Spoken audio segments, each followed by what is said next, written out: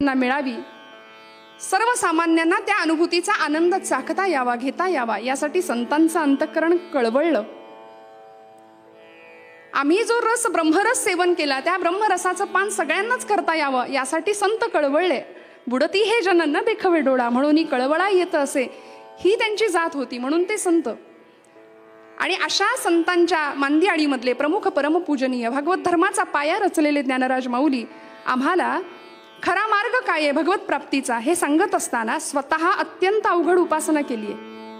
निर्गुण निराकार परमात्म्याची उपासना माऊलींनी केली, समाधी तत्वाचा स्पर्श केला. पण आम्हाला मात्र हरिमुखे म्हणा, हरिमुखे म्हणा, पुण्याची गणना कोण करी, साधं दिलं, साधा मार्ग दिला, उपासनेचा सोपा मार्ग दिला. आणि त्याही पलीकडे जाऊन निर्गुणाची उपासना करणारे ज्ञानराज आज सगुण परमात्मा का भेटत नाही मला म्हणून कासावीस होतात. विरहिणीची ही आर्तता याच्या अभंगामधनं माऊलींनी अत्यंत सुंदर व्यक्त केली आहे. शब्दार्थ थोडासा बघून आपण मग चिंतनाकडे जाऊ. जीवीची या जीवा, प्रेम भावाची या भावा, तुझ वाचुनी केशवा अनुनावडे. म्हणाले, हे भगवंता, हे गोपालकृष्णा, हे विठ्ठला, हे परमात्म्या, तू माझ्या जीवाचा सुद्धा जीव आहे नव्हे, तू मला माझ्या जीवापेक्षा सुद्धा प्रिय आहेस. तुझं वाचुनी केशवा अनुनावडे, बस तुझ्याशिवाय मला दुसरा विषयच नाही चिंतना करता. विषय तो त्यांचा झाला नारायण. एकच विषय आम्हाला भगवत भक्तीचा, फक्त तुझ्या. आमच्या सर्व वृत्ती, आमची सर्व कर्मेंद्रिय, ज्ञानेंद्रिय ही तुझ्याशीच जोडलेली आहेत. तुझं वाचुनी केशवा अनुनावडे, जीवे अनुसरलिये अजून का नये. माझा जीव भगवंत तुझ्या प्राप्तीसाठी केवढा कासावीस झालाय रे बाबा, आता तरी ये, अजून काय येत नाहीयेस. म्हणून माऊली गोपी भावामध्ये गेल्या आणि आर्त भावनेनी भगवंताला आळवतायत. का रे अजून येत नाही. आपल्या सख्यांना त्या सांगतात की वेगी आणावा प्राणू माझा, वेगी आणावा गे सये प्राणू माझा. बरं का ग सख्यांनो, त्या माझ्या प्राण सख्याला तुम्ही घेऊन या माझ्याकडे. असा आर्त भाव, विरह भाव माऊली व्यक्त करतायत. आणि तो कसा आहे, सौभाग्य सुंदरू लावण्य सागरू. माझ्या सौभाग्याचं भाग, माझं सौभाग्य एवढं मोठं आहे की त्या लावण्याचा लळा मला लागला. माझं सौभाग्य किती सुंदर आहे, त्याचं काय वर्णन करावं. त्या लावण्याची कास मी धरली आणि असा तो विठ्ठल किंवा असा तो परमात्मा मला भेटावा म्हणून माझा जीव कासावीस होतोय. का? कारण तो माझा जीवाचा जीव आहे, जीवापेक्षाही तो मला प्रिय आहे. शब्दार्थ माऊली आम्हाला हा सांगतात, पण त्या पलीकडचा अर्थ माऊलींना आम्हाला सांगायचा आहे. जीवीची या जीवा, भगवंतांनी आम्हाला मनुष्य देह घालून मनुष्य देह रूपाने जन्माला घातलं.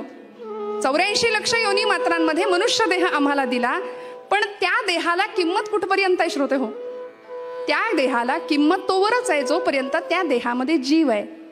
त्या जीवाला आम्ही प्राणशक्ती असं म्हणतो किंवा ते आत्मतत्व चैतन्य शक्ती असं म्हणतो. मग त्या जीवातलं ते चैतन्य आहे ना, जी चेतना आहे, त्या चैतन्य शक्तीला माऊली म्हणतात की तू माझ्या जीवाचा सुद्धा जीव आहेस. तो आहे म्हणून आम्ही सगळे व्यवहार करतोय. तो जर निघून गेला तर माणसं म्हणतात उचला. या देहाला काहीच किंमत राहत नाही. जोपर्यंत ती प्राणशक्ती आहे तोपर्यंत देहाचे सगळे व्यवहार चालू आहेत. नाती गोती, आपतेष्ट, मित्र, परिवार, घर, बंगला, पैसा, अडका सगळं चालू आहे. कुठपर्यंत? जोपर्यंत तो आहे तोपर्यंत. तो निघून गेला की काय होतं. विवेक चूडामणीमध्ये भगवत पूज्य आद्य शंकराचार्य म्हणतात, देह स्त्री पुत्र मित्र अनुचर हय वृषास्तोष हे दुर्ममेथम सर्वे स्वायुर्नयन्ति प्रथित मलममीमांस येह येते जीवन्ति येन व्यवहरन्ति पटवः येन सौभाग्य भाज्यः तं प्राणाधीशमन्तर्गतमृतममुं नैव मीमांसयन्ति. सद्गुरुनाथ महाराज की जय. तम प्राणाधीशम अंतर्गतम अमृतम अमुम नैव मीमांसयन्ति. तो प्राणाधीश सगळं सोडून निघून गेला या देहाला, तर हा जीव व्यवहार कसा करेल. या देहाची 3 चिमट्या राखच होणार आहे शेवटी. पण दुर्दैव असं आहे की आम्ही त्याला न ओळखता, माऊली म्हणते, या हृदयामध्ये मी रामू असता सर्व सुखांचा आरामू परिभ्रांतासी कामू विषयावरी. कशाला भ्रांतचित्त आपण व्हायचं.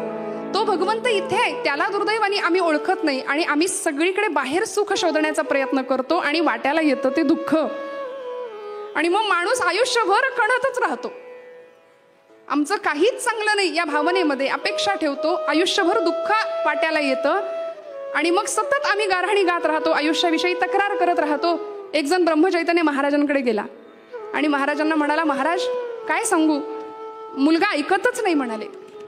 महाराज मंदस्मित केलं आणि त्याला म्हणाले, बाबा रे वय किती तुमचं आता? तो म्हणाला 70 वर्ष. महाराज सांगायचं बंद करा म्हणाले. आता आम्ही किती अपेक्षा ठेवतो आमच्याच आयुष्याकडून, आमच्याच नातेवाईकांकडून, आणि भगवंताकडे आम्ही गाऱ्हाणी गातो, तक्रारी करतो, वाट्याला येतं दुःख. जो सुखरूप आहे त्याच्याकडे आम्ही सुख मागायचं नव्हे, त्यालाच खरं तर संतांनी मागितलंय. आम्ही काय करतो माहितीये, आम्ही त्याच्याकडून सगळं मागतो पण आम्ही त्याला नाही मागत. कारण तो जर आम्हाला मिळाला तर भौतिक अशी केवढी मोठी तडजोड आम्हाला करावी लागेल. आम्हाला देव नकोय, आम्हाला देवाकडून सगळं हवंय. म्हणून माऊली म्हणतात की माझ्या जीवाचा तू जीव आहे, ती आतली चैतन्य शक्ती आहे ना, तिचा मला लळा लागलाय, तिच्यासाठी मी कासावीस झालोय. म्हणजे काय तर हे परमात्म्या, तुझ्यापासून माझा अंश, मी तुझाच अंश आहे ना, तर या आत्म्याचं त्या परमात्म्याशी मिलन व्हावं, बस एवढी माझी अपेक्षा आहे. जीवे अनुसरलीये अजून का नये, वेगी आणावा तो सये प्राणू माझा. आणि तो माझा भगवंत कसा आहे, सौभाग्य सुंदरू लावण्य सागरू, असा तो माझा भगवंत लावण्याचा सागर आहे. सौभाग्य सुंदरू असलेला परमात्मा तो मला भेटावा, ही माऊलींची अपेक्षा आहे. गोपी भावामध्ये या विरहावस्थेचं वर्णन माऊली आम्हाला या अभंगातून करतात ना श्रोते हो. किती श्रेष्ठ आहे गोपी भाव. भगवत प्राप्तीची तळमळ किंवा संत भेटीची ओढ जर इतक्या आर्ततेने आणि इतक्या तळमळीने लागत असेल ना, तर परमार्थ मार्गाचं ध्येय आमच्यापासून दूर मुळीच राहणार नाही, हे निश्चित आहे. आम्हाला 9 भक्ती प्रकार माहिती आहेत भागवतामध्ये. भक्त प्रल्हादानी हिरण्यकश्यपूला सांगत असताना 9विधा भक्ती प्रकारांचं वर्णन केलं. श्रवणम कीर्तनम विष्णू स्मरणम पादसेवनम अर्चनम वंदनम दास्यम सख्यम आत्मनिवेदनम. म्हणाले 9विधा भक्ती कुठल्या आहेत आम्हाला सगळ्यांना माहिती. श्रवण भक्ती पहिली आहे. श्रवणम कीर्तनम विष्णू स्मरणम हे 9 प्रकार जरी आम्हाला भक्तीचे माहीत असले ना, तरी या पलीकडे जाऊन आज ज्यांचं चरित्र आपण ऐकणार आहोत ते मधुराद्वैताचार्य संत श्रेष्ठ श्री गुलाबराव महाराज यांनी भक्तीचे 16 प्रकार सांगितले हो. भक्तीचे 9 प्रकार आम्हाला माहिती आहेत भागवतामध्ये, आम्हाला ते माहिती आहेत. पण भक्तीचे 16 प्रकार महाराज सांगत असताना या 9विधा भक्ती प्रकारातल्या प्रमुख पहिल्या 8 भक्ती म्हणजे श्रवणम कीर्तनम विष्णू स्मरणम पादसेवनम अर्चनम वंदनम दास्यम सख्यम या 8 भक्ती या गौणी प्रकारामध्ये मोडतात. महाराजांनी त्याचे सुंदर विश्लेषण केलंय. गौणी भक्ती, मध्यमा भक्ती आणि पराभक्ती असं विश्लेषण महाराजांनी केलंय. या 9विधा भक्ती गौणी भक्तीमध्ये मोडतात. मग मध्यमा भक्तीमध्ये आत्मनिवेदन भक्तीचा समावेश महाराजांनी केलाय की ज्या भक्तीमध्ये लालन भक्ती आणि वात्सल्य भक्तीचा समावेश आहे. भगवंताप्रतीचा वात्सल्य भाव जसा आमच्या यशोदा मैयाचा होता, तू माझा पुत्र आहेस, इतका सुंदर भाव होता यशोदा मातेचा भगवंताची भक्ती करताना. आणि माधुर्य भाव म्हणून जी पराभक्ती असा जो 3रा प्रकार महाराजांनी सांगितला, त्याच्यामध्ये माधुर्य भक्तीचा समावेश गुलाबराव महाराजांनी केला. ज्या भक्तीमध्ये या सगळ्या भक्ती अनस्यूत आहेत, या सगळ्या भक्तींचा समावेश एका माधुर्य भावाच्या भक्तीमध्ये होतो. म्हणून माधुर्य भाव सर्वश्रेष्ठ का आहे हे सांगत असताना आपल्या अवताराचं प्रयोजनच गुलाबराव महाराज हे सांगत होते की जगामध्ये माधुर्य भावाची स्थापना करणं, माधुर्य भक्ती प्रतिष्ठित करणं, याकरता मी आलोय. पण दुर्दैवाने आज आम्हाला असं वाटतं की बाकीच्या सगळ्या प्रकारांनी जर भगवंत प्राप्त होतोय तर मधुरा भक्तीची आवश्यकता काय आणि नेमकं काय आहे काय त्या मधुरा भक्तीमध्ये. कुणी केली हो ही मधुरा भक्ती? आमच्या संत श्रेष्ठ मीराबाई, आमचे चैतन्य महाप्रभू नरसी मेहता, रामकृष्ण परमहंस, नवे ब्रह्मचैतन्य महाराजांचे गुरु तुकामाई. मधुरा भक्ती देहपुरुषाचा पण स्त्री भावाचा अंतःकरण, स्त्री भावाने भगवंताची पूजा करणं. मीराबाईचा भगवत भक्तिभाव एवढा विलक्षण होता, अत्युच्च अशी परमोच्च अवस्था होती. किती उत्कट भाव. मग अशा भक्ताला भगवंत काय करतो? गीतेचा 10वा अध्याय, तेषां सततयुक्तानां भजतां प्रीतिपूर्वकम. जो भक्त माझी अत्यंत प्रीतियुक्त उपासना करतो, जो मला सतत भजतोय, ददामि बुद्धियोगंतम येन मामुपयांति ते. भगवंत अशा भक्ताला आत्मज्ञानाची संपत्ती बहाल करतात. जीव ब्रह्मैक्याचा आत्मसाक्षात्कार ज्या भक्ताला अनुभवायला मिळाला त्या भक्तासाठी भगवंत काय करतो? माऊलींच्या या ज्ञानेश्वरीमध्ये माऊलींनी सुद्धा उल्लेख केलाय. अर्जुना गातो भक्तू तोची मुक्तू तोची योगू तो वल्लभामी कांतू ऐसे करिये. तो वल्लभामी कांतू. भगवंत म्हणतात हे सगळं जग प्रकृती आहे आणि मी पुरुष आहे. सगळं जग स्त्री रूपाने नटलेलं आहे आणि म्हणून अशा भक्ताचा मी पती सुद्धा होतो. इतकं गोड नातं भगवंत अशा भक्तासोबत वर्णन करतात किंवा ते मांडतात. आणि या भक्ताच्या आणि भगवंताच्या नात्याला वेगळी उपमा देता येत नाही, त्या शब्दात वर्णन करता येत नाही. मीराबाई काय म्हणतात हो, काय भक्तीची अवस्था होती. ऐसी लागी लगन मीरा हो गई मगन, ऐसी लागी लगन मीरा हो गई मगन, वो तो गली गली हरी गुन गाने लगी. ऐसी लागी लगन मीरा हो गई मगन, वो तो गली गली हरी गुन गाने लगी. ऐसी लागी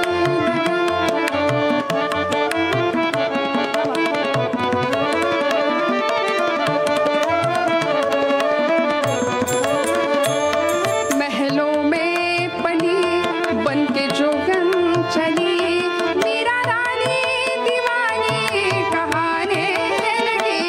ऐसी लागी लगन मीरा हो गई मगन, ऐसी लागी लगन मीरा हो गई मगन.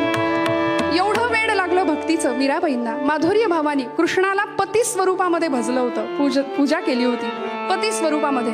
मेरे तो गिरीधर गोपाल दुसरा न कोई, हा मीराबाईंचा माधुर्य भाव होता. आम्ही फार तर हे गाणं म्हणू मेरे तो गिरीधर गोपाल, पण आमचं कसं आहे माहितीये, देवा जसा माझा मुलगा, जशी माझी पत्नी, जसं माझं घर संसार शेतीवाडी, तसाच तूही माझाच. पण मीराबाई काय म्हणते, दुसरा न कोई. फार तर आम्ही हे गाणं आळू, पण अनुभवायचं मीराबाईंनीच. दुसरा न कोई आम्ही नाही म्हणू शकत, आम्ही पहिलीच ओळ म्हणू मेरे तो गिरीधर गोपाल. अशी अत्युच्च पराकोटीची भक्ती माधुर्य भावानी मीराबाईंनी केली.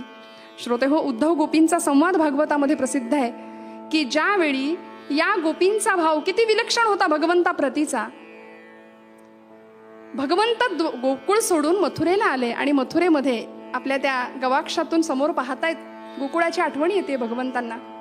जीवे अनुसरलीये प्राणे, माऊली म्हणते जीवे अनुसरलीये अजून का गा नये, वेगी आणावा तो सये प्राणू माझा.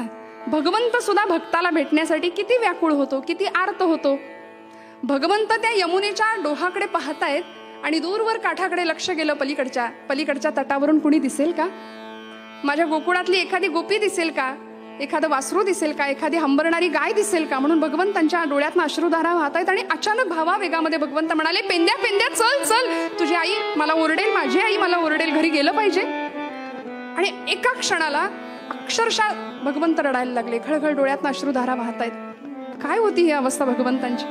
भगवंतांचा ज्ञानी असलेला सखा भक्त उद्धव धावत आले, भगवंतांना मिठीत घेतलं आणि म्हणाले, देवा अरे काय अवस्था ही तुझी, रडताय तुम्ही देवा.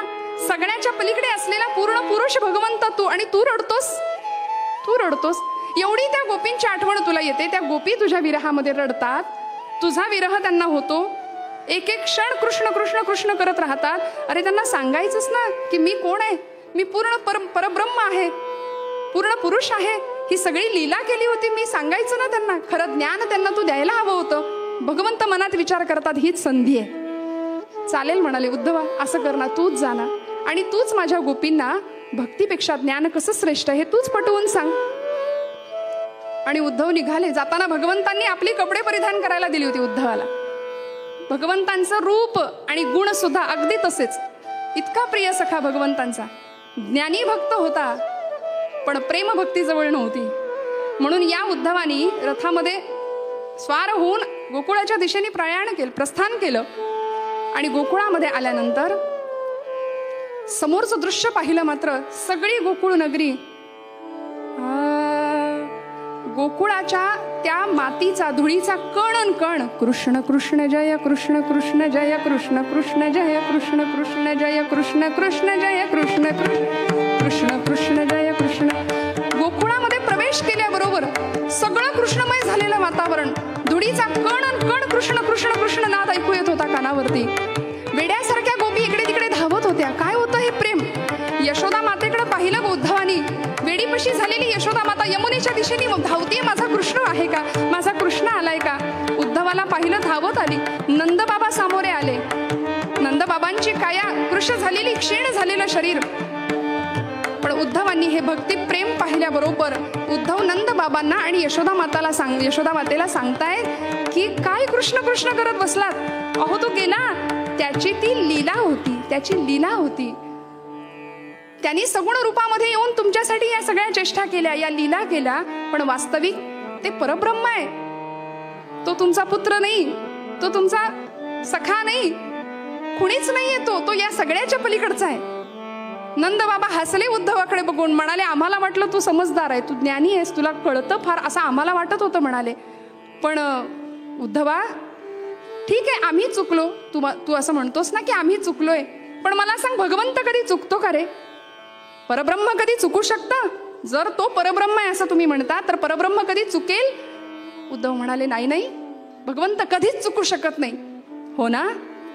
मग आता ऐक, 1001 नाही 1000 वेळा आई बाबा म्हणून त्यांनी आम्हाला हाका मारल्यात. देव म्हणावा असा एकही गुण आम्हाला त्याच्यात दिसला नाही, कारण तो उत्तम चोऱ्या करायचा, खोटं बोलायचा.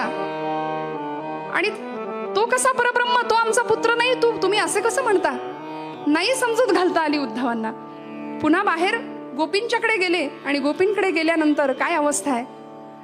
गोपींचा तो भाव पाहिला मात्र डोळ्यातनं घळघळ अश्रुधारा वाहतायत कृष्णाच्या विरहामध्ये, आठवणीमध्ये. उद्धवांनी गोपींना समजावण्याचा प्रयत्न करावा की बाई ग, हे सोडा सगळं, आता रडणं थांबवा. खरं ज्ञान काय आहे हे समजून घ्या. हा कृष्ण म्हणजे साक्षात परब्रह्म आहे आणि त्याच्या भक्तीमध्ये एवढ्या विड्यापिशा झाल्यात. खरं ज्ञान तुम्ही करून घ्या. तेव्हा गोपी म्हणाले त्याने काय होईल आम्हाला सांगा? उद्धव म्हणाले त्यानं काय होईल? स्वर्ग सुखाचा लाभ तुम्हाला प्राप्त होईल, तुम्ही स्वर्ग सुखाला पात्र व्हाल. गोपी म्हणाल्या एवढंच ना, तर असं स्वर्ग सुख आम्ही नाकारतो जिथे आम्हाला कृष्णाचं चिंतन करता येत नाही, किंवा जिथे आम्हाला कृष्णाच्या विरहाचं सुख अनुभवता येत नाही, ते स्वर्ग सुख सुद्धा आम्ही नाकारतो. म्हणाले नको आम्हाला ते स्वर्ग सुख. का? कारण श्याम तन श्याम मन श्याम ही हमारो धन, आठो याम उधोजी हमें श्याम से ही काम है. श्याम मती श्याम गति श्याम ही है प्राणपति.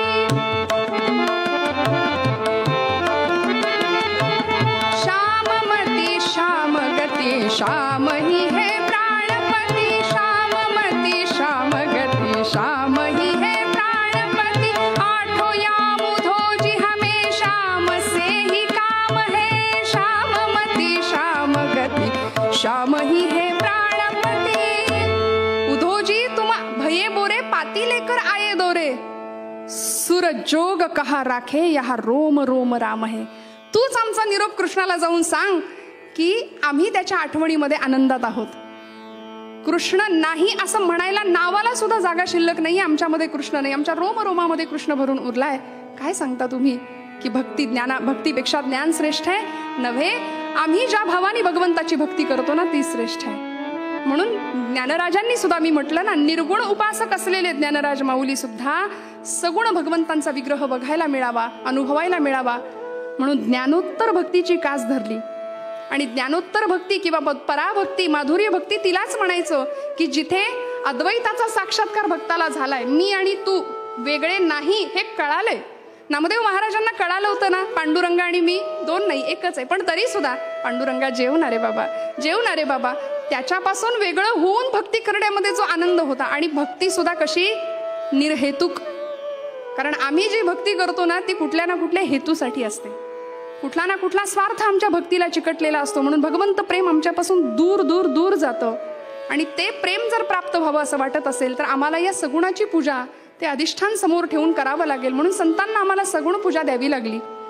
भगवत पूज्य आद्य शंकराचार्य ज्यावेळी वृंदावनाची परिक्रमा करायला गेले, खर तर द्वैतवादांचा ज्यांनी पाडाव केला, अद्वैत मताचा पुरस्कार करणारे शंकराचार्य, ब्रह्मसत्यं जगन्मिथ्या असा मिथ्यावाद मांडणारे आद्यगुरु शंकराचार्य, त्यांनी द्वैतमतवाद्यांचा पाडाव केला. पण जेव्हा वृंदावनात आले आणि भगवंतांचं ते रूप पाहिलं त्यावेळी मुखातनं स्तोत्र बाहेर पडलं, कृष्णाष्टक. भजे व्रजैकमण्डनं समस्त पापखण्डनम्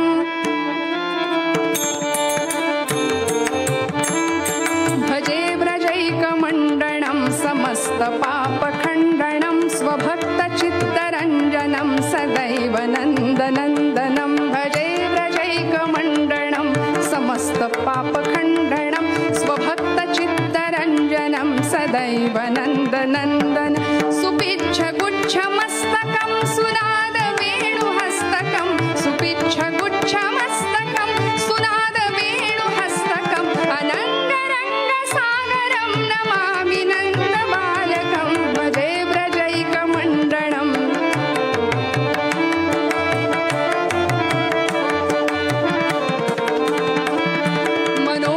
मनोजगर्वमोचनं विशाललोललोचनं विधूतगोपशोचनं नमामि पद्मलोचनं. काय वर्णन केलं? अशा सगुण रूपाचं वर्णन शंकराचार्य करतात का?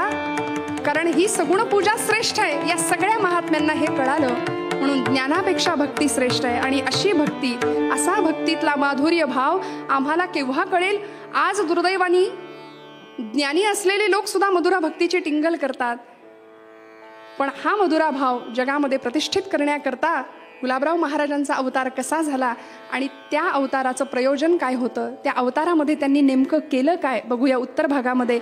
हाच आशय मनात राहावा म्हणून ज्ञानराजांचा हा गोड विरहिणी प्रकरणातला अभंग, जीवीची या जीवा प्रेम भावाची या भावा तुझं वाचुनी केशवा अनुनावडे, जीवीची या जीवा प्रेम भावाची या भावा.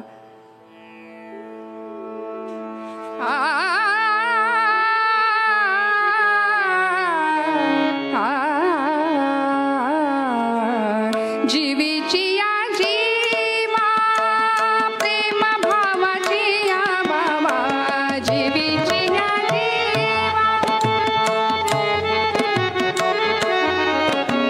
जीवीची या जीवा प्रेम भावाची या भावा, जीवीची या जीवा प्रेम भावाची या भावा, जीवीची या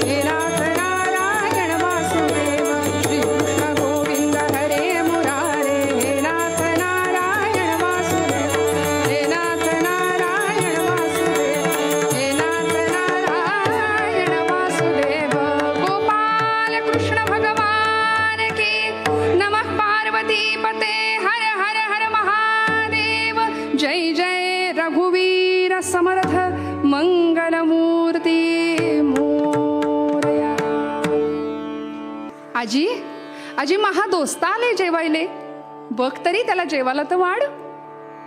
कोण आलंय म्हणून आजी बघतीये. जेवणार आहे सख्या, जेवणार आहे. तुझ्या आवडीची भाजी केलीये असं म्हणतोस, रोजच जेवण आहे.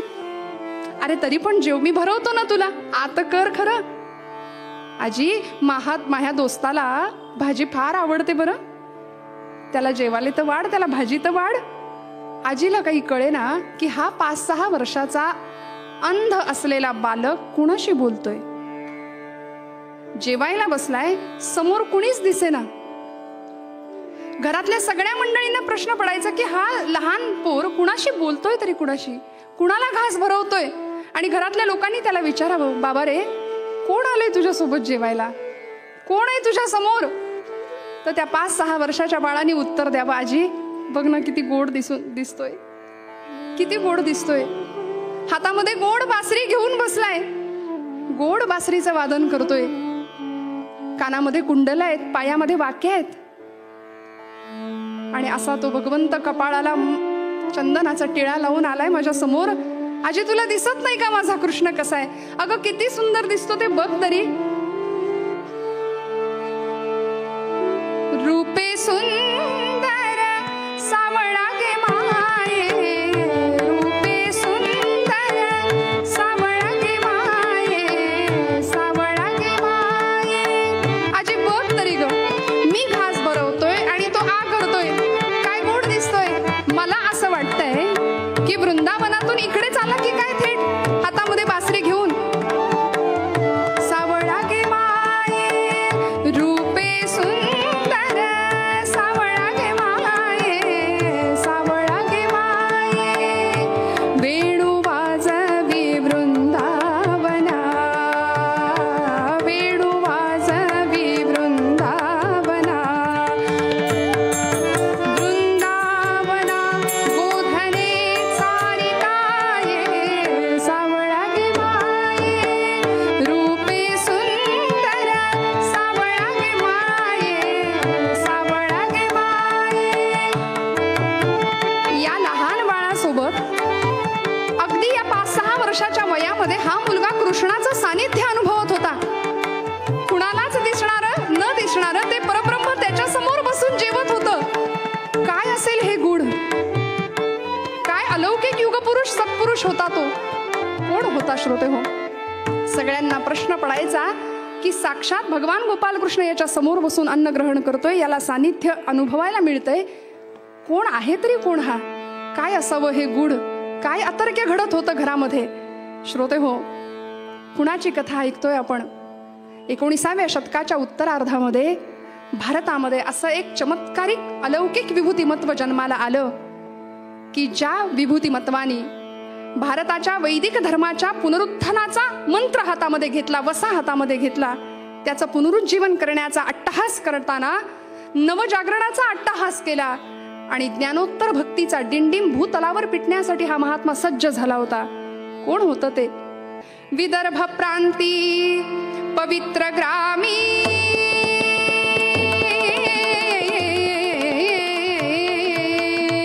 विदर्भ प्रांती पवित्र ग्रामी नाम असे माधान.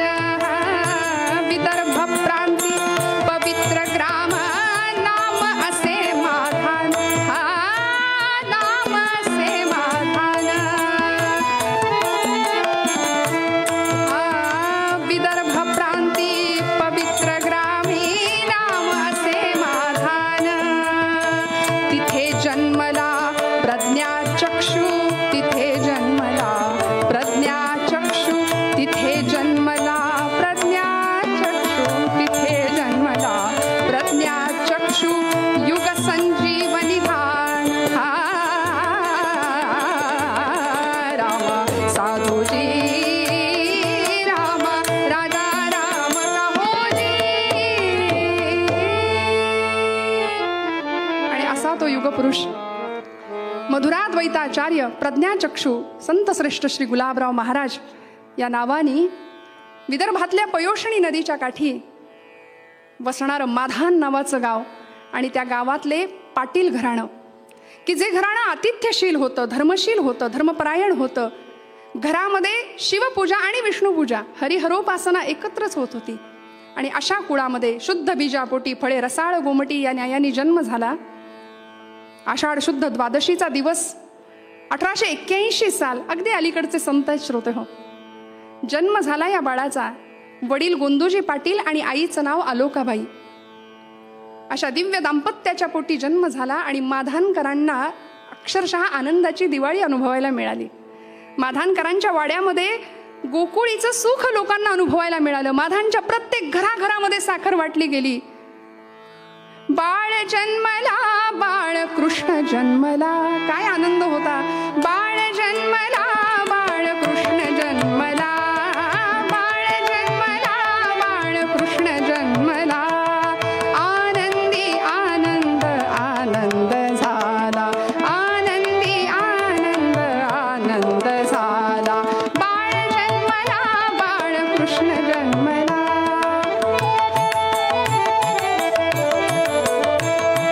आषाढी शुद्ध मास ग्रीष्म हसवितो धरेस, आषाढी शुद्ध मास ग्रीष्म हसवितो, पावन करण्या जगा गुलाब बहरला, पावन करण्या जगा गुलाब बहरला, बाळ जन्मला, बाळ कृष्ण जन्मला, बाळ जन्मला, बाळ कृष्ण जन्मला, आनंदी आनंद आनंद झाला, आनंदी आनंद आनंद झाला.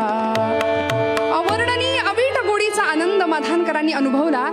हा बाळ दिसामासाने लहानाचा मोठा होतोय. लहानपणीच्या सगळ्या लीला लोकांना बघायला मिळायच्या. गोकुळीचं सुख पाटलांच्या वाड्यामध्ये अनुभवायला येत होतं. सावळा वर्ण, अत्यंत तेजस्वी अशी नजर होती बरं, कुरळे केस, तेजपुंज चेहरा. आलोकाबाई तासन तास आपल्या या बाळाकडे टक लावून बघत बसायच्या. हळूहळू घरभर रांगायला लागला. बाळकृष्णाच्या कथा ऐकायला लागला. नवे कथेमध्ये जाऊन नाचायला सुद्धा लागला. कथेमध्ये डोलायला लागला. कुठे कुणाचं श्रवण चालू असेल, निरूपण चालू असेल, कृष्ण कथा चालू असेल, रामकथा चालू असेल, तर हा बाळ धावत जाऊन तिथे बसायचा. दिसामासाने हा मुलगा लहानाचा मोठा होतोय. गुलाब असं पाळण्यातलं नामकरण केलं होतं. गुल्ल्या म्हणायचे लाडाने. 5-6 वर्षाचा हा पोर ज्यावेळी धावत सुटायचं ना, त्यावेळी आजी म्हणायची, अरे गुल्या, डोळ्याला दिसत नाही, पडशील ना रे. का हो, असं काय घडलं होतं मध्यंतरीच्या काळामध्ये? डोळ्याला दिसत नाही, पडशील, असं ज्यावेळी घरातले माणसं त्यांची काळजी घेत होते, काय घडलं काय होतं? 9 महिन्याचा हा जेव्हा बाळ झाला होता ना, त्यावेळी बाळाचे डोळे आल्याचं निमित्त झालं आणि गावठी वैद्यांचा उपचार केला आणि त्यामुळे चुकीच्या उपचारांमुळे कायमचं अंधत्व वाट्याला आलं. महापुरुषांच्या आयुष्यामध्ये एका पाठोपाठ एक अडचणी उभ्या ठाकल्या श्रोते हो. दग्धम दग्धम पुनरपी पुनः कांचनम पीतवर्णम. सोनं तापवून भट्टीमध्ये सुलाखून बाहेर निघतं तेव्हा त्याची झळाळी जास्त वाढते ना. नियतीनं नवाच खेळ महाराजांच्या आयुष्यामध्ये लहानपणापासूनच मांडायला सुरुवात केली.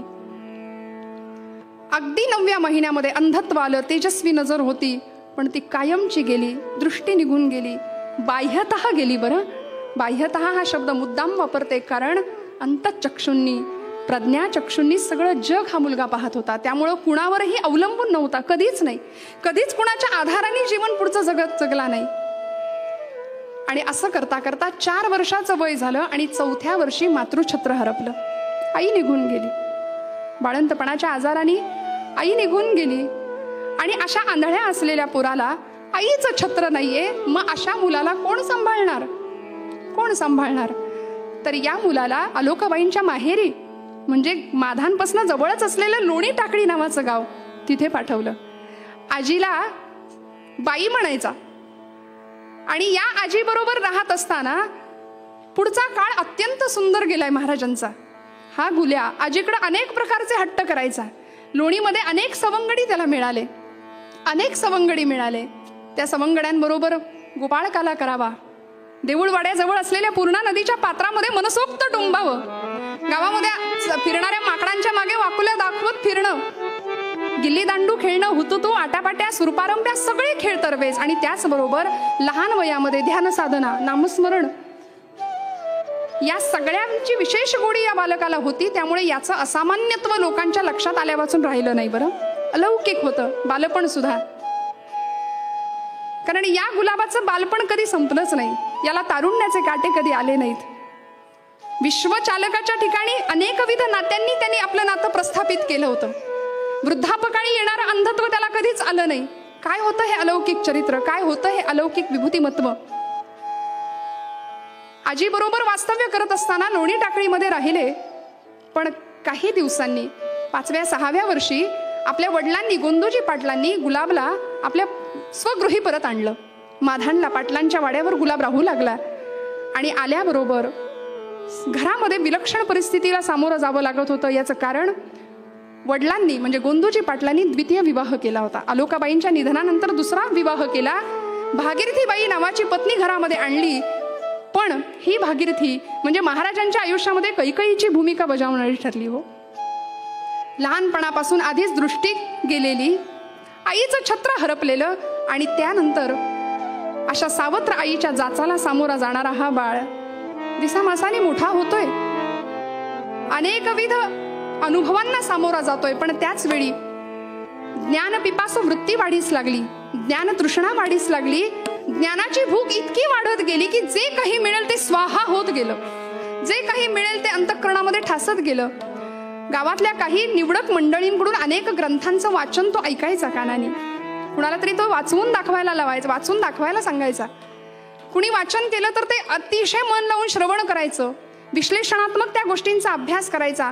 अत्यंत दुर्मिळ असलेले ग्रंथ, हरिविजय असू दे, पांडव प्रताप असू दे, या ग्रंथांचं संकलन करायचं, जवळ ठेवायचे. आणि असा छंद लागला की डोक्यावरती एक ग्रंथ पेटी बनवली. त्या पेटीमध्ये अनेकविध प्रकारचे ग्रंथ घेतले आणि हा बालक, हा युगपुरुष डोक्यावरती पेटी घेऊन गावोगाव फिरायचा ग्रंथ गोळा करण्यासाठी, योग्य अधिकारी माणसांकडून ते ग्रंथ श्रवण करण्यासाठी, त्या ग्रंथांचा विश्लेषणात्मक अभ्यास करण्यासाठी. आणि ही ज्ञानतृष्णा इतकी वाढत गेली, हळूहळू स्वयंस्फूर्त काव्य प्रतिभेचा बहर यायला लागला. शेजारी कोणी जात्यावर दळण दळतंय असं वाटायला लागलं की धावत तिकडे जावं. कृष्ण भक्तीची लालसा मनामध्ये उत्पन्न होत होती. मी सांगितल्याप्रमाणे अगदी लहान वयापासून कृष्णाचं सानिध्य हा महात्मा अनुभवत होता. त्यामुळे जात्याची घरघर कानावर आली की धावत जावं, तिथल्या त्या एखाद्या सौभाग्यवती स्त्री बरोबर, एखाद्या महिलेबरोबर जात्यावर दळण दळायला सुरुवात करावी. आणि दळण दळत असताना काव्य प्रतिभेला उधाण यायचं. दळण दळा या सखे निसून घेई ग, दळण दळा या सखे निसून देई ग, जेविना कृष्ण माझा, जेविना कृष्ण खडा न लागो काही ग, जेविना कृष्ण खडा न लागो काही ग, दळण सुख कर एका श्रीकृष्णासाठी ग, दळण सुख कर एका श्रीकृष्णासाठी ग, जेविना कृष्ण खडा न लागो काही ग, हो जेविना कृष्ण खडा न लागो काही ग. जात्यावर गोड आवाजामध्ये ओव्या गाव्यात.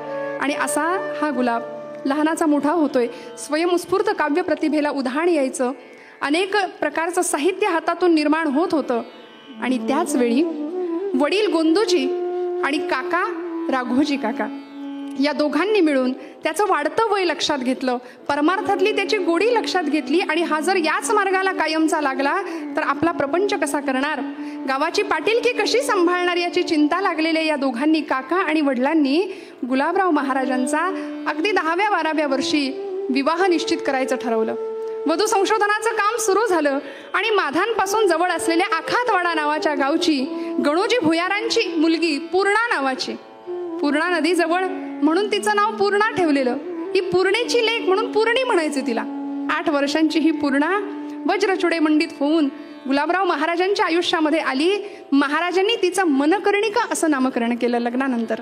मनकर्णिका या आईसाहेब महाराजांच्या आयुष्याला एवढ्या अनुकूल ठरल्या की महाराजांच्या परमार्थ मार्गामध्ये सहधर्मचारिणी बनून आपली भूमिका बजावत होत्या. कुठेही अडकटी नाही. महाराजांना जो सावत्र आईचा जाच होत होता ना, त्याहीपेक्षा जास्त मनकर्णिका आईसाहेबांना आपल्या सावत्र सासूचा जाच सोसावा लागला, सहन करावा लागला. पण तेही सगळं हसतमुखाने स्वीकारलं. पण आता प्रपंचाचा हा भार सहन होईना. घरातल्या कटकटी काही केल्या संपेनात, आणि जो संसार तापे पोळला तोची परमार्थी भला. ज्याला संसाराचे चटके सहन करावे लागले तो परमार्थात टिकतो श्रोते हो. आणि म्हणून अशा एका क्षणाला महाराज आणि त्यांच्या पत्नी मनकर्णिका आईसाहेब दोघांनी गृहत्याग केला. गृहत्यागानंतर सुद्धा हरिहरोपासना चालूच होती. एकादशी, सोमवार, महाशिवरात्री अनेक कडकडीत उपास निष्ठेने चालू होते.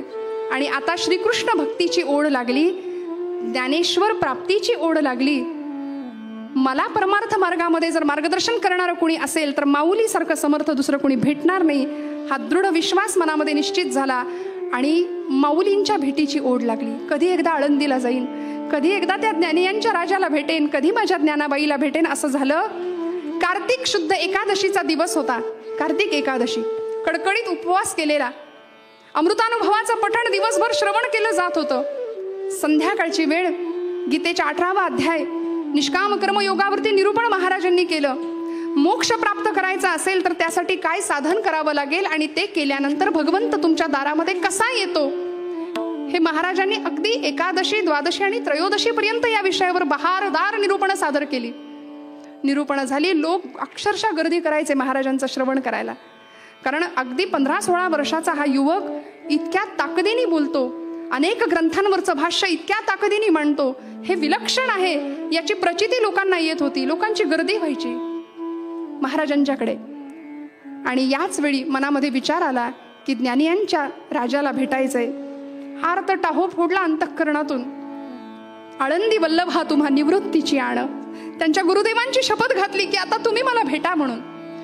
जसं ज्ञानराजांनी पैल तोगे काऊ कोकत आहे म्हणून एका कावळ्याच्या माध्यमातून शकून सांगितला, निरोप सांगितला पंढरीरायाला, तसं गुलाबराव महाराजांनी चंदन पाखराची निवड केली. आणि चंदन पाखराला सांगितलं, हे चंदन पाखरा, माझं एवढं ऐक, तू माझा निरोप माझ्या आईला देऊन ये, माझ्या ज्ञानाईला देऊन ये.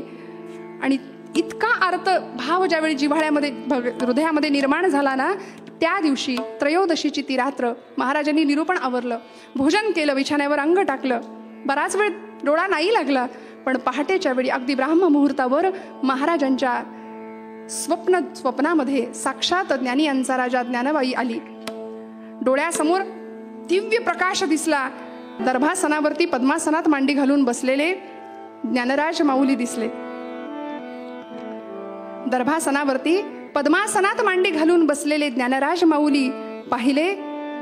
फेटा घातलेला आहे, मौक्तिक तुरा लोंबतोय, पायावर हातावर शुभ चिन्ह रेखांकित केलेली आहेत. आणि असं ते तेजपुंज रूप महाराजांनी आपल्या स्वप्नात पाहिलं. काय अनुभूती होती हो. ज्ञानाबाईंनी मांडीवर बसण्यासाठी महाराजांना बोलावलं. ये समोरा, बैस माझ्या मांडीवरती. आणि मांडीवर घेऊन स्वनामाचा मंत्र महाराजांच्या कर्णरंध्रामध्ये ज्ञानोबांनी पेरला. ज्ञानेश्वर माऊली, ज्ञानेश्वर माऊली, ज्ञानेश्वर माऊली. अनुग्रह झाला. स्वतः ज्ञानराज आले. भगवंत येतो बरं का, आम्ही वाट पाहावी लागते, तो येतो.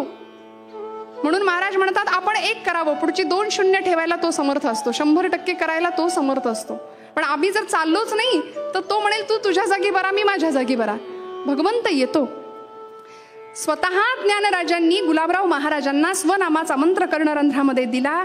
आणि आता अनुग्रहानंतर एवढा पालट झाला व्यक्तिमत्वामध्ये की जसं माऊली म्हणतात, तये सिद्ध प्रज्ञेचे लाभे मनची सारस्वते दुभे, मग सकळ शास्त्र स्वयंभे निघती मुखे. समर्थ म्हणाले, जयांचे अंतरी भगवंत अचल राहिला निवांत, ते सहजी बोलत ब्रह्मनिरूपण. माऊलींच्या अनुग्रहामुळे एवढा परिणाम जीवनावर झाला, असा अलौकिक टप्पा जीवनाला मिळाला की मुखातून जे काही स्रवू लागलं ते ब्रह्मनिरूपणाचा दर्जा त्याला प्राप्त व्हायला लागला. सकळ शास्त्र स्वयंभे निघती मुखे, हा अलौकिक दर्जा वाणीला प्राप्त झाला. लोकांची ही गर्दी महाराजांची निरूपण ऐकायला. महाराजांसोबत मणिकर्णिकाबाईंनी सुद्धा वाचाशुद्धी, भाषाशुद्धी शिकून घेतली महाराजांकडून. ध्यानयोग कसा साधायचा हे महाराजांकडून शिकून घेतलं. स्वप्न दृष्टांतामध्ये झालेल्या अनुग्रहानंतर आळंदीला जाण्याचे वेध लागले आणि महाराज आणि मनकर्णिका आईसाहेब आळंदीला गेल्या. माऊलींचं दर्शन घेतलं गाभाऱ्यामध्ये जाऊन. डोळ्यात अष्टसात्विक धारा वाहत होत्या.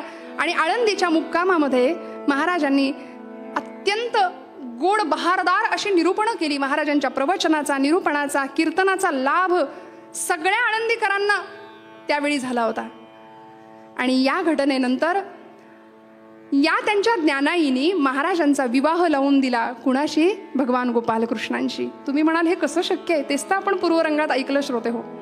माधुर्य भावानी केलेली भक्ती काय होती? स्वतः माऊली माधुर्य उपासक होते. ज्ञानराज माऊली आपल्या या बाळाचं लग्न लावून दिलं साक्षात भगवान गोपालकृष्णांशी. आणि आता जीवनामध्ये ज्ञानेश कन्या आणि कृष्ण पत्नी या भावानी स्थिर झाले गुलाबराव महाराज. स्वतःला ज्ञानेश कन्या म्हणून घ्यायचे, स्वतःला कृष्ण पत्नी म्हणून घ्यायचे. त्या कृष्णाची मी पत्नी आहे म्हणून कृष्ण जन्मोत्सव म्हणजे आधी एकादशी शिवरात्री होतीच, पण आता त्याच्यामध्ये कृष्ण जन्माष्टमीची भर पडली. आणि याहीपेक्षा कृष्णावरच्या अतीव प्रेमाचं प्रतीक म्हणून गुलाबराव महाराजांनी मधुराद्वैत संप्रदायाची स्थापना केली. या मधुराद्वैत संप्रदायाला अनेकविध उत्सव देऊ केले. आजही ते उत्सव फार मोठ्या प्रमाणात केले जातात. मग ती कृष्ण जन्माष्टमी असू दे, कार्तिक शुद्ध द्वादशीचा म्हणजे तुळशी विवाहाचा उत्सव असू दे, आणि याहीपेक्षा भागवतामध्ये दशमस्कंधामध्ये ज्या एका व्रताचा उल्लेख केलेला आहे की जे व्रत देवर्षी नारदांनी गोपिकांना सांगितलं की श्रीकृष्णाचं प्रेम मिळावं, श्रीकृष्ण पती स्वरूपामध्ये लाभावा, यासाठी काय उपासना करायची? तर कात्यायनी व्रतोत्सव महाराजांनी सुरू केला. या कात्यायनी व्रताच्या प्रसंगामध्ये चरित्रामध्ये वर्णन आहे श्रोते हो. महाराजांनी त्या पूर्णेच्या पात्रामध्ये देऊळवाड्यामध्ये पहिलं कात्यायनी व्रत महाराजांनी केलं, कात्यायनी व्रतोत्सव केला. पूर्णेच्या पात्रामध्ये स्नान करून आले, स्त्रीवेश महाराजांनी परिधान केला होता. माधुर्य भावामध्ये हेच तर आहे. सगळं जग स्त्री रूपाने नटलेलं आहे आणि एकटा पुरुष म्हणजे तो परब्रह्म आहे. ही भक्ती कुणालाही साधत नाही, ही भक्ती कुणालाही सहजासहजी मिळत नाही.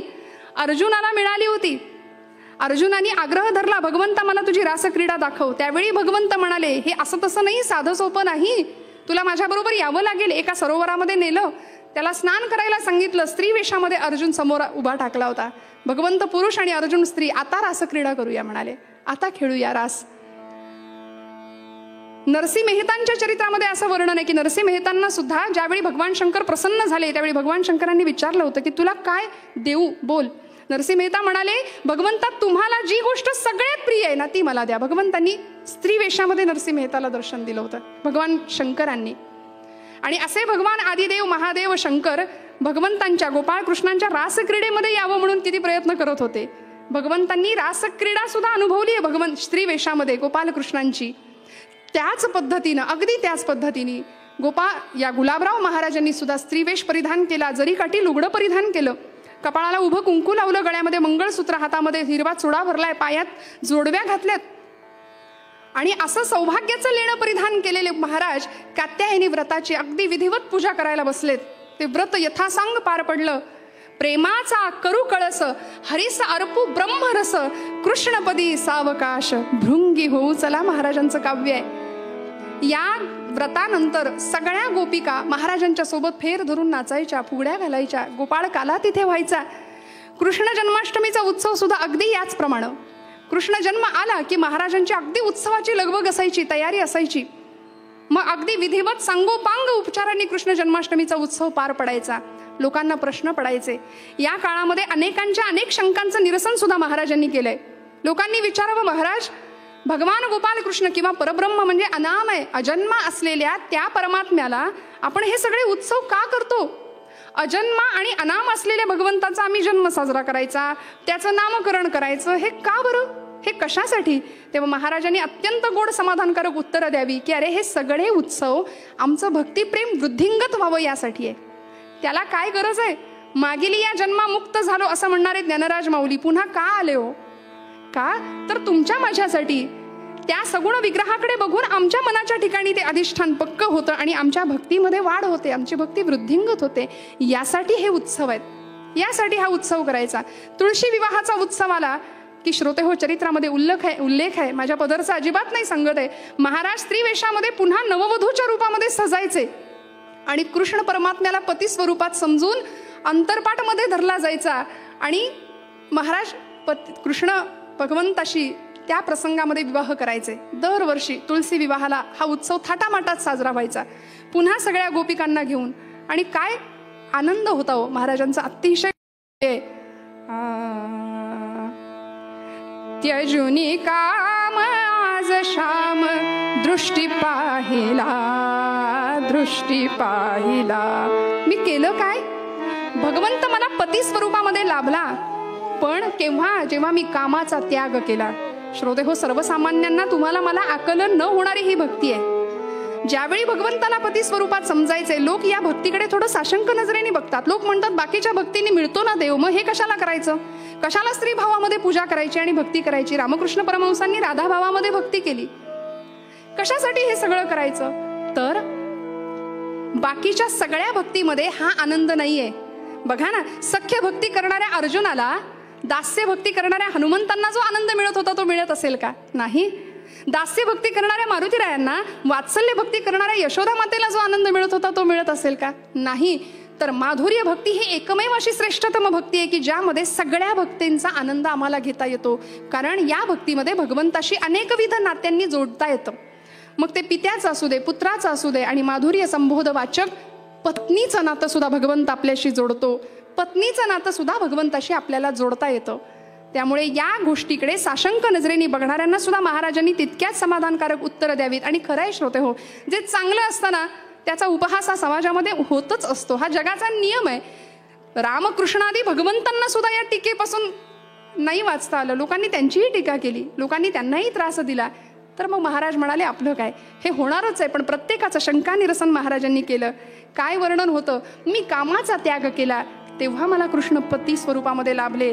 त्यजुनी काम आज श्याम दृष्टी पाहिला, दृष्टी पाहिला. त्यजुनी काम आज श्याम दृष्टी पाहिला, दृष्टी पाहिला. ज्या स्थळी मी जायते, ज्या स्थळी मी जायते, भरुनी राहिला, भरुनी राहिला. त्यजुनी काम आज श्याम दृष्टी पाहिला, दृष्टी पाहिला. बाबा मुरडुनी या उलटविली नयन बाहुली. महाराज म्हणायचे कृष्णाला, भगवंता ठाऊक मी तुम्हा आंधळी गवळण, मी तुमची गवळण आहे. स्वतःला पंचलतिका गोपी असं नामविधान दिलं होतं. मी पंचलतिका नावाची गोपी आहे. आणि गोपाल कृष्णाला म्हणायचे, ठाऊक मी तुम्हा आंधळी गवळण, मला दूर नाही लोटायचं. मी आंधळी आहे म्हणून काय झालं? ठाऊक मी तुम्हा आंधळी गवळण. मुरडुनी या उलटविली नयन बाहुली, नंदतनय मंचकी शयन पावले. मुरडुनी या उलटविली नयन बाहुली, नंदतनय मंचकी मी शयन पावले. त्यजुनी काम आज श्याम दृष्टी पाहिला, दृष्टी पाहिला. त्यजुनी काम आज श्याम दृष्टी पाहिला, दृष्टी पाहिला. ज्या स्थळी मी जायते, ज्या स्थळी मी जायते, भरुनी राहिला, भरुनी राहिला. त्यजुनी काम आज श्याम दृष्टी पाहिला, दृष्टी पाहिला, दृष्टी पाहिला, दृष्टी पाहिला. नयनांध असणाऱ्या महाराजांनी भगवंताला अक्षरशः अनुभवलं नव्हे, पाहिलं.